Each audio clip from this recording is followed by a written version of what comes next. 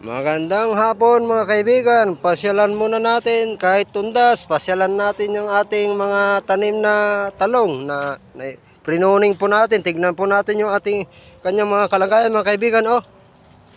Ito po yung kanyang mga kalagayan na mga kaibigan. Oh. Oh. Gumanda yung mga bulaklak mga kaibigan. Oh, gumanda yung kanyang mga bulaklak mga kaibigan. Oh. Natanggal yung mga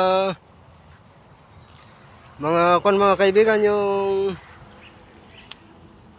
tinanggal na po yung mga wala na pong makikita, halos dilaw-dilaw na mga dahon mga kaibigan. Oh. Maganda na po siya at marami na po lumabas yung mga maraming bulaklak mga kaibigan. Parang nakaluwag siya mga kaibigan. Oh. Ang gaganda ng mga bulaklak niya mga kaibigan. Oh.